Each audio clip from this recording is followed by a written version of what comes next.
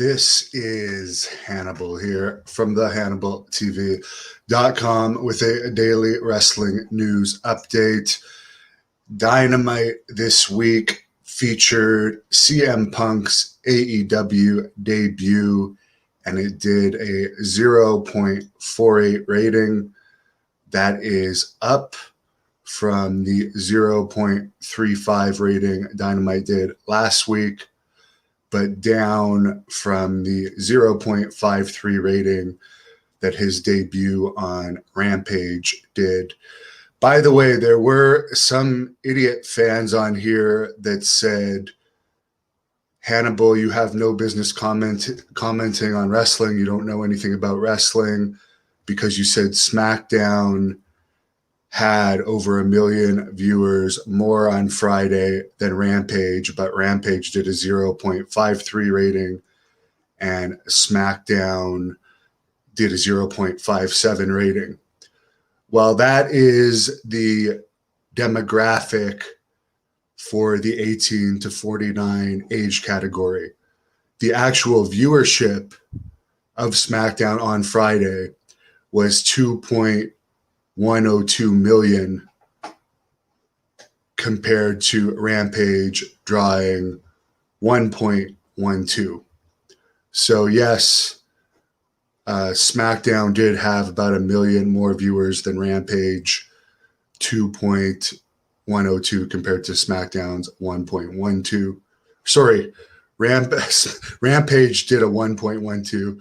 SmackDown did a 2.012 million viewers.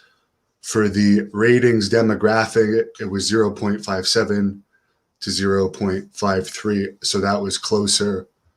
But in viewership, it was a lot more. And for the people that say I have no business commentating on wrestling, I've been in the business since 2001 as a wrestler, promoter, videographer, video editor. I've done it all in the business, set up, tear down rings, been a referee, followed the news all my life. So I think I know a thing or two about wrestling. I've promoted over 200 events in my life. And I've been a full-time wrestler before in both the UK and Puerto Rico. And I am a full-time reporter for the past, since the lockdown began. That's my job. In other AEW news, AEW canceled Gangrel's appearance from Dynamite this week. He said on his Fanging and Banging podcast that they had planned to do a special Gangrel appearance on AEW. However, with Edge doing the Brood thing on SummerSlam and there being a black blood bath on SmackDown last week, they didn't want to seem like they were copying WWE. They didn't plan that out in advance, knowing that WWE was going to bring Edge back with the Brood gimmick last weekend. So sorry that he lost that payday. Gangrel also said that Edge told him the reason the bloodbath was black that Seth Rollins did was because WWE wouldn't allow the red blood because they're a PG company. And I have to bring this up because I don't find Lacey Von Erich to be an honest person at all when she says she never fired people or had people fired from that Texas company she's involved with, which is a very shady company. It has become a very shady company. Gangrel is one of the people that she had booted from that company, and you guys can ask Gangrel about that. And she told me herself that she had Gangrel booted, just like she told me herself about the thing that happened with her and Mark Henry backstage. So, yeah, she is not trustworthy in my opinion. Patrick says, ignore the haters. Well, it's a slow news day, so I didn't mind bringing up the haters to further explain that, yes, SmackDown did do 100 more viewers, and not everyone understands the rating. Sorry, 1 million more viewers. I just woke up. It's 2:49 a.m. I was up more than 24 hours, so I went to bed at a weird time last night because I've been really busy planning this this Great North Wrestling double shot event at 5 p.m. and 8 p.m. on Saturday in Kingston. So I'm going to be up for the day now. I'm going to go to the gym in about an hour here. And big event this weekend. Renee Dupree, the Blood Hunter, defending the Texas and Great North Wrestling titles. Jeremy Prophet, Mike Bailey. There will be a new Great North Wrestling Women's Champion crowned. And Alicia Atut will be one of the hosts. And it's going to be broadcast by Pro Wrestling Noah as well as the Hannibal TV. And we are going to try to live stream both events. I'm not going to promote it too heavily because I don't know if the Wi-Fi connection in the arena is going to be good enough, but I certainly have hired a live stream crew to attempt to live stream both events on this channel. So it's a pretty safe bet that if the 5 p.m. Eastern show works as a live stream, that the 8 p.m.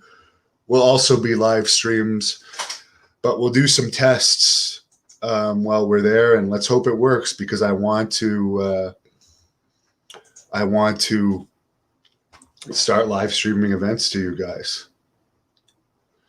Carlos, I think she's lying by saying that everyone left on their own. They either left because they weren't getting paid or they left because they were treated like shit. So you can say you're not going to fire anyone and just not pay them or not book them. It's the same thing. But anyways, it really doesn't matter. I just was reminded of that because of Gangrel, and Lacey told me that because I was around during that time. Rumar says, did I hear that the networks weren't happy with WWE bringing Brock and Becky on SmackDown? They didn't bring them back on SmackDown. Maybe you mean they weren't happy that they didn't bring them back for their re-debuts on SmackDown rather than debuting them on the pay-per-view. That is possible. Carlos checking in from Chicago. Greece says Gangrel has one of the best entrances in history. By the way, I did post the match video for the Texas title that Blood Hunter still holds in the description between Gangrel and the Blood Hunter, where the Blood Hunter had to get about 30 stitches after that match, after Gangrel busted him open.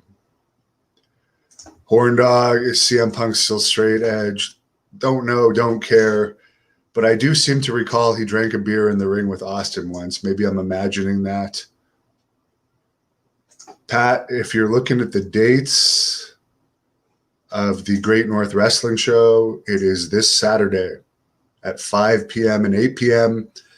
And if you have 8 p.m. tickets, you're welcome to use them at 5 p.m. instead of 8 p.m.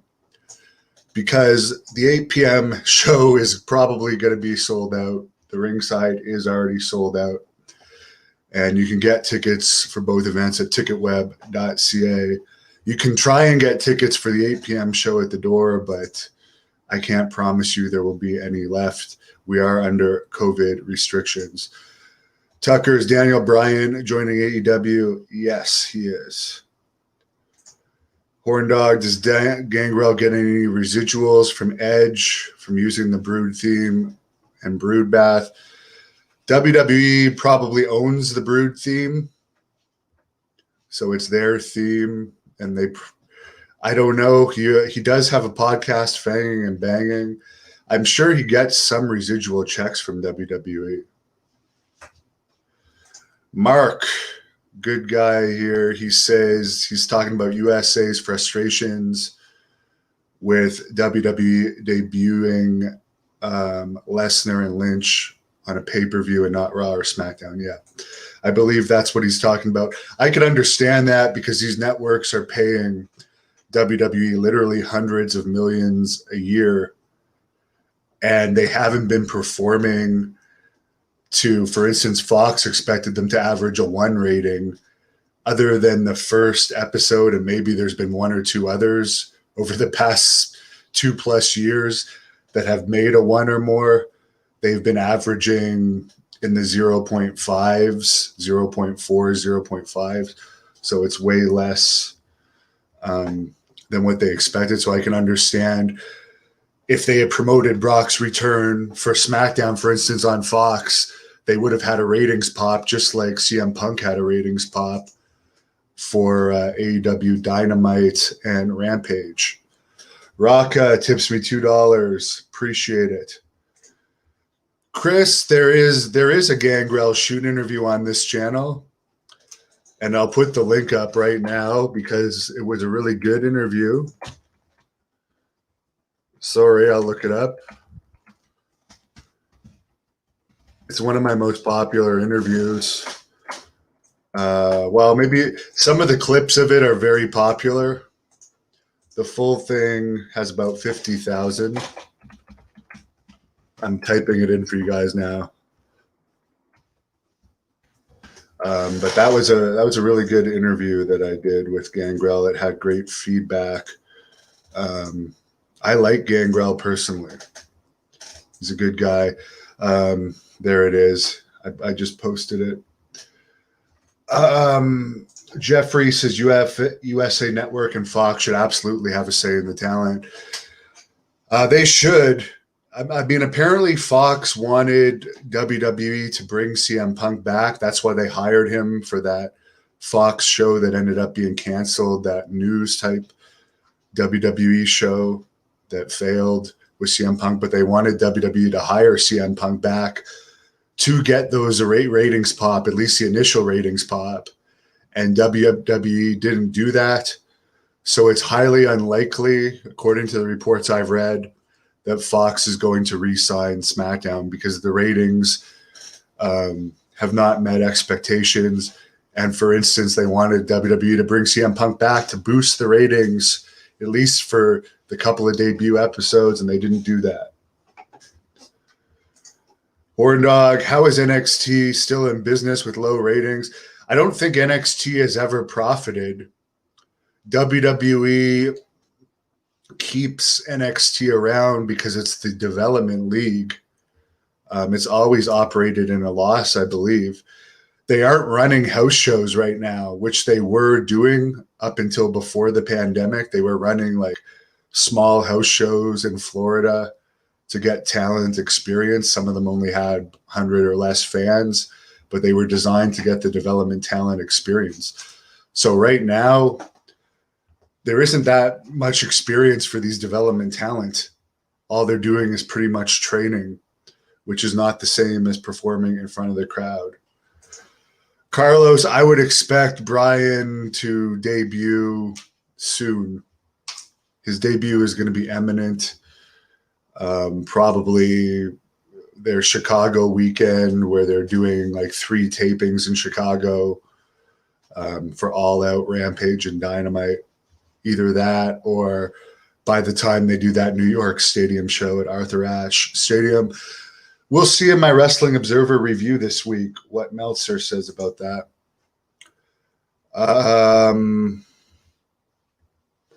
Mike talking about the Philippines.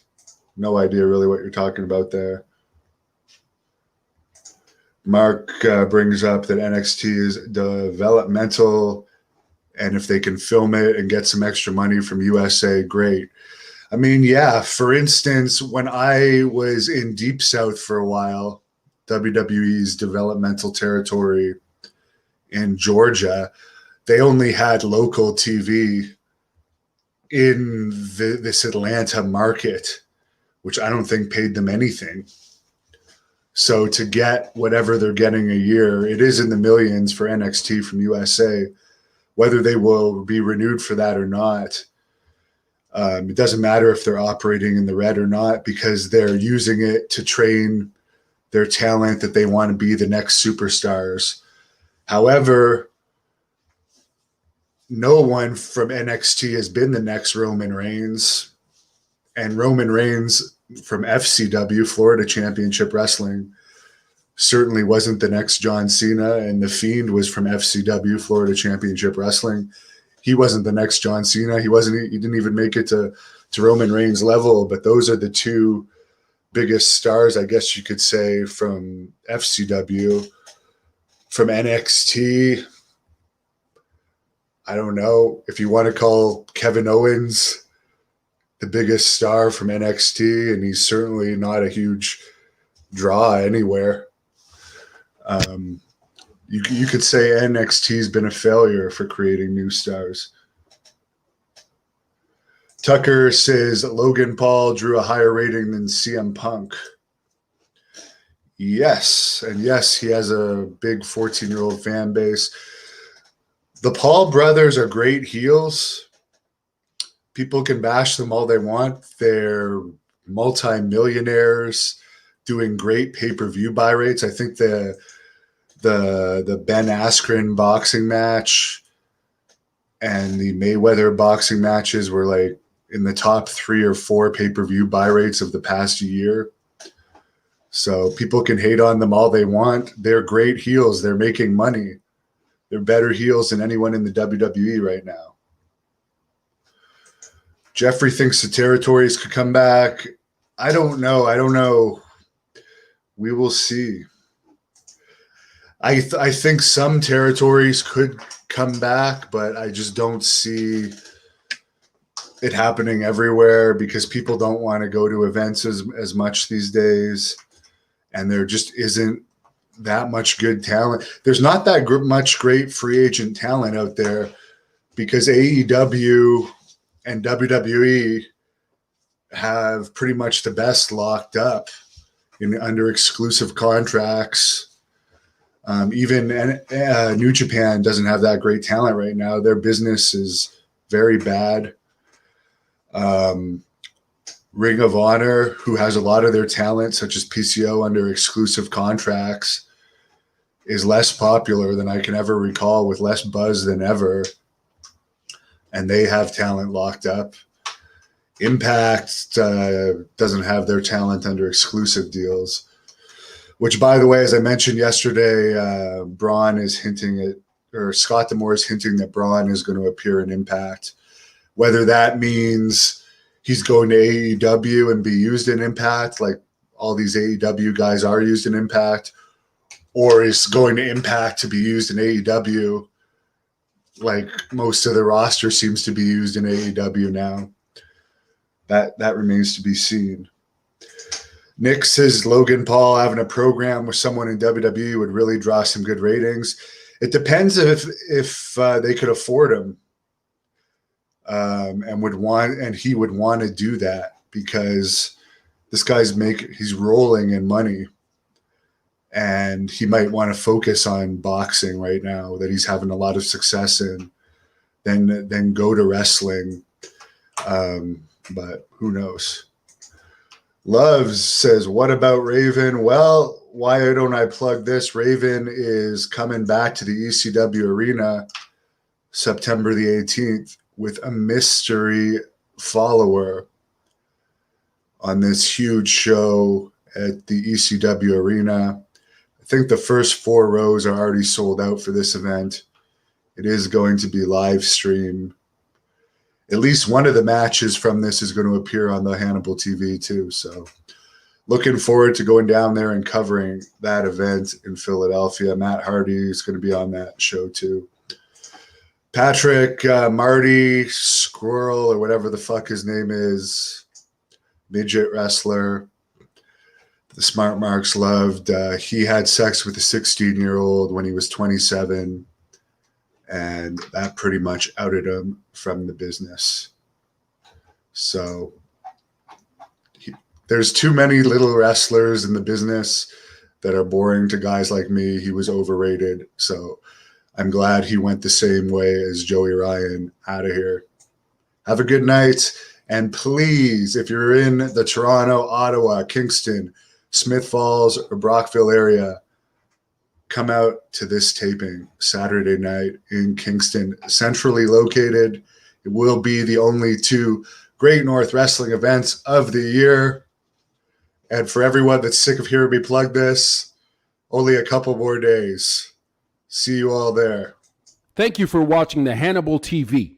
Please like this video if you enjoyed it and click the subscribe button to not miss any of our latest shoot interviews, match videos, or news updates.